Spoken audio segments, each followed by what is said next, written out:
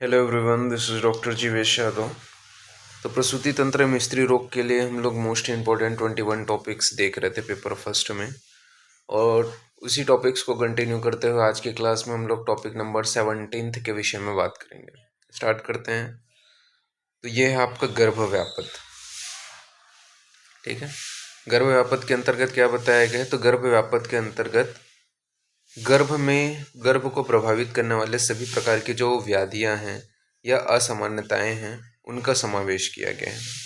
इसके अंतर्गत सबसे पहला आता है गर्भस्राव या गर्भपात। तो गर्भस्राव या गर्भपात क्या होता है, इसका सबसे पहला डेफिनेशन दिया गया है। इसका सुश्रुत ने डेफिनेशन दिया है, अचतुर्थात् ततो मासम प्रस्तवेद गर्भ विच्युति ततः स्थिर शरीरस्य पातः पंच सड़यो, अर्थात चतुर्थ मास तक गर्भ की विच्युति को गर्भस्राव तथा 5वें और 6वें मास में स्थिर शरीर की विच्युति को गर्भपात कहते हैं। तो चतुर्थ मास तक गर्भ की विच्युति को गर्भस्राव तथा 5वें और 6वें मास में स्थित शरीर की विच्युति को गर्भपात कहते हैं। ये इसका डेफिनेशन है। फिर नेक्स्ट है निदान।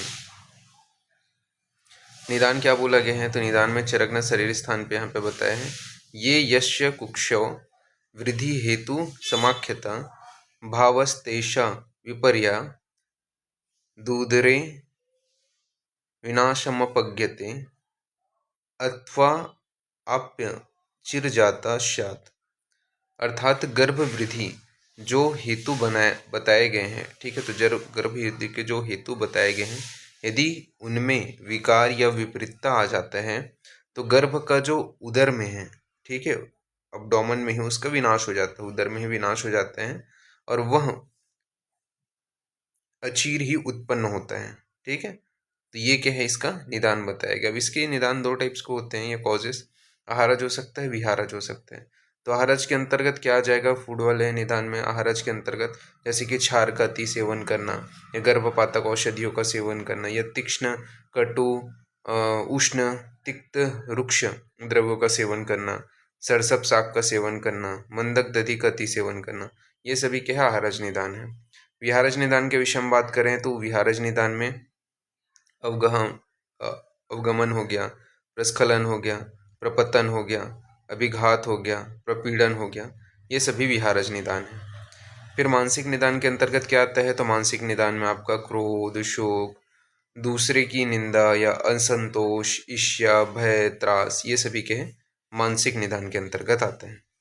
संप्राप्ति के विषय में बात करें तो उपयुक्त कारणों का सेवन करने से क्या होता है, गर्भ अपने बंधनों से मुक्त हो जाता है। तो उपयुक्त कारणों का सेवन करने से गर्भ अपने बंधनों से मुक्त हो जाता है और गर्भ संज्ञा का अतिक्रमण करके गर्भ जो है वो यकृत, लीहा और आंत्र के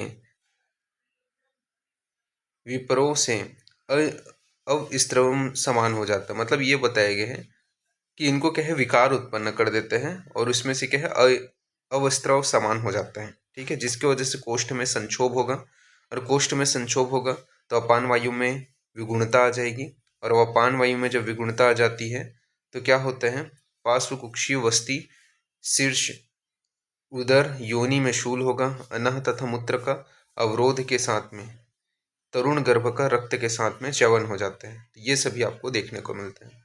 सामान्य लक्षण के विषय में बात करें तो सामान्य लक्षण बताया गया है कि गर्भाशय कटी, वक्षण पार्श्व श्रोणी, योनिमुख एवं बस्ती प्रदेश में शूल उत्पन्न होते हैं, रक्त या पुष्प का दर्शन तथा अनह व मूत्रसन, ये सभी सामान्य लक्षण बताए गए। विशिष्ट लक्षण के विषय में बात करें तो विशिष्ट लक्षण में प्रस्तरण समान गर्भ के लक्षण आपको देखने को मिलेंगे, गर्भ के स्थानांतर गमन के लक्षण आपको देखने को मिलेंगे। ये सभी विशिष्ट लक्षण हैं। फिर प्रस्तनांतर समान गर्भ के लक्षण क्या बताए गए हैं? तो ये श्लोक है आपका, सुश्रुत का प्रस्तरण स समाने स दह पार्श्व पृष्ठ शूल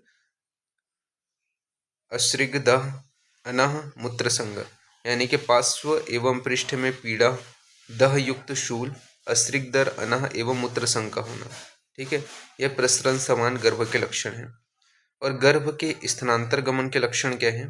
तो स्थानात स्थानम च प्रकामित गर्भ कोष्ठे संरंभ। गर्भ के एक स्थान से दूसरे स्थान में जाने से कोष्ठ में क्षोभ उत्पन्न होता है। तो गर्भ का एक स्थान से दूसरे स्थान में जाने पर क्या है, कोष्ठ में क्षोभ उत्पन्न होता है। फिर गर्भस्राव अथवा गर्भपात के उपद्रव बताया गया। तो गर्भस्राव गर्भपात के उपद्रव हैं शोथ, अर्श, अपतानक, स्फुरण, अत्यधिक वेदना को होना, अत्यधिक रक्तस्राव को होना, अत्यधिक, ये दोनों चीजें रिपीट हो गई है, ठीक है, इसको सुधार लेना। इसके अलावा अदृष्ट शोणित में वेदना होना, मूत्र संग बस्ती, ये सभी आपका बताया गया है। चिकित्सा के विषय में बात करें तो चिकित्सा में क्या करते हैं अपन लोग, तो आम गर्भस्राव की चिकित्सा करेंगे, तो आम गर्भस्राव की चिकित्सा करेंगे। प्रस्त्रंश समान एवं स्थानांतर गमित गर्भ की चिकित्सा करेंगे, तो प्रस्त्रंश समान एवं स्थानांतर गमित गर्भ की चिकित्सा करेंगे। मुहुर्मुहुर है, ये सुधार लेना, ठीक है, मुहुर्मुहुर रक्तस्राव, ठीक है, मुहुर्मुहुर रक्तस्राव की चिकित्सा करेंगे। इसके अलावा परिहार्थ गर्भस्राव की चिकित्सा करेंगे। गर्भ के व्यवस्थित हो जाने पर उसकी चिकित्सा करेंगे। गर्भस्राव की मासानुमासिक चिकित्सा करेंगे। गर्भपात प्रतिपिघात वरण बंध बांधेंगे, ठीक है, तो ये यहाँ पे बताया गया। इसके अलावा आम गर्भस्राव की चिकित्सा, तो आम गर्भस्राव की चिकित्सा दो प्रकार से होता है, पाक होने के पूर्व और पाक हो जाने के बाद। तो पाक होने के पूर्व कैसे चिकित्सा करते हैं, तो पाक होने के पूर्व बोला गया है कि रुक्ष एवं शीतल द्रव्य का प्रयोग करेंगे। प्रथम उपवास के पश्चात दुरालभा, अमृता, इसके अलावा उशीर, परपट, घन, चंदन, बला तथा धान्य के क्वाथ का प्रयोग करेंगे। इसके अलावा मुग्ध आदि से बने यूष का पान कराएंगे।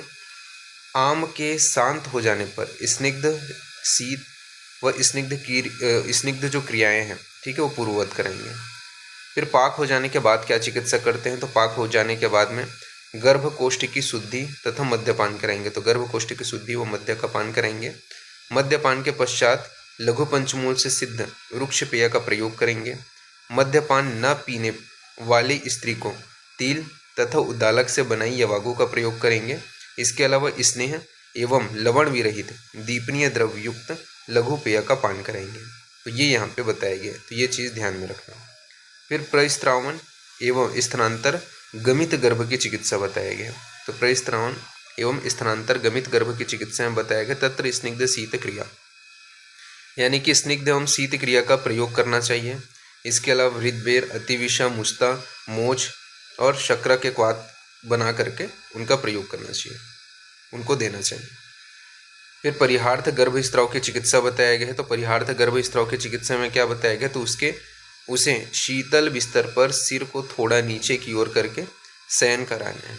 इसके अलावा शीतल परिषेक, अवगह, प्रदेह, जीवनी औषधियों से सिद्ध क्षीर का पान कराना है। शोधन विरहित रक्तपित्त की क्रिया का निर्देश दिया गया है, ठीक है, तो शोधन विरहित रक्तपित्त की क्रिया का निर्देश दिया गया है। दुग्धपान, पथ्य तथा उष्णोदक का निषेध बताया गया है, तो ये चीज़ ध्यान में रखना। फिर बात करते हैं गर्भ के व्यवस्थित हो जाने पर क्या चिकित्सा करते हैं। तो गर्भ के व्यवस्थित हो जाने पर बोला है कि गर्भ के व्यवस्थित हो जाने पर उदुम्बर सलाटू से सिद्ध गोक्षीर का सेवन कराना चाहिए। तो उदुम्बर सलाटू से सिद्ध गोक्षीर का सेवन कराना चाहिए। फिर गर्भस्राव की मासानुमासिक चिकित्सा, ये इंपॉर्टेंट है, ध्यान रखना। तो गर्भस्राव होने पर मासानुमासिक कैसे चिकित्सा करेंगे, तो प्रथम मास में अपने को मधु, शाक, बीज तथा पयस्या व सूर दारू का प्रयोग करना है। तो प्रथम मास में मधु, शाक, बीज, पयस्या व सूर दारू का प्रयोग करना है। द्वितीय मास में अस्मंतक, इसके अलावा कृष्ण तिल, ताम्रवल्ली एवं सतावरी का प्रयोग करना है। तृतीय मास में वृक्षादनी, पयस्या, उत्पल और सारीवा का प्रयोग करना है। चतुर्थ मास में अनंता, सारीवा, रासना, पद्मक एवं मधुक का प्रयोग करना है। पंचम मास में वृतिद्वय, काश्मरी और क्षीरी सिंगु, इनका प्रयोग करना है। षष्ठम मास में कृष्णपर्णी, बला, सिग्रु, स्वदृष्ट का प्रयोग करना है। सप्तम मास में श्रृंगाटक, द्राक्षा, मधुक तथा शक्कर का प्रयोग करना है। अष्टम मास में बिल्व, बृहति, पटोल सिद्ध दूध का पान कराना है। नवम मास में अनंता, सारीवा, पयस्य से सिद्ध क्षीर का पान कराना है। 10वें मास में शुंठी, पयस्स से सिद्ध क्षीर का पान कराना है। और एकादश मास में सीवा के कल्क को दूध के साथ में पान कराना है। वह द्वादश मास में बताया गया है कि शीता विदारी का काकोली दूध के साथ में पान कराना है। ठीक है, तो ये सभी बताया गया।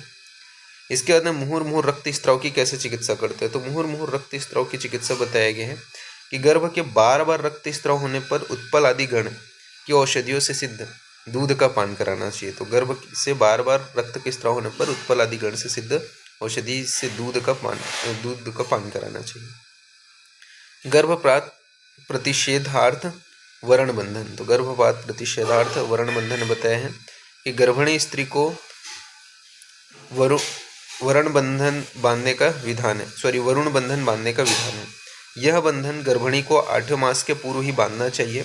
8 मास के पश्चात इसका प्रयोग निषेध है।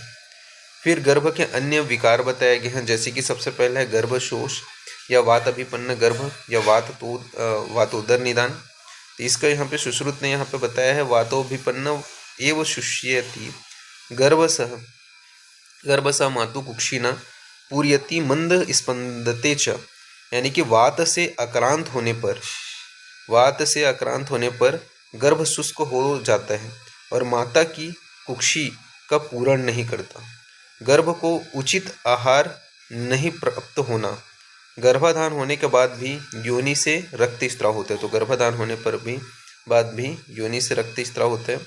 वात से आक्रांत होना, गर्भ को समय पर भोजन न मिलना, ये सभी आपको क्या है वातोदर के निदान है। लक्षण के विषय में बात करें तो लक्षण बताया गया कि गर्भ सूख जाता है, माता के कुक्षी का पूरण नहीं करता है, मंद मंद स्पंदन करते हैं। वर्षों के बाद भी पुष्ट हुआ गर्भ को स्त्री चीरकाल के बाद में प्रसवित करता है। तो वर्षों के बाद में भी पुष्ट हुआ जो गर्भ है उसको स्त्री चीरकाल में उसका क्या है प्रसव होगा। चिकित्सा क्या करना है। तो चिकित्सा में बताया गया है रुक्ष पदार्थों का परित्याग करना है, व्रीहणीय औषधि दूध एवं मांस रस का प्रयोग करना है, मधु यष्टि कास्मरी फल सारीवा एवं शर्करा से श्रित दूध का पान कराना है। तो ये सारी चीज़ें बताएगी। तो ये चीज़ आपको ध्यान में रखना है। इस प्रकार से ये जो टॉपिक है वो यहाँ पे फिनिश होते हैं। नेक्स्ट क्लास में इसके आगे कंटिन्यूशन करेंगे। ओके, ठीक है, तो फिर थैंक यू।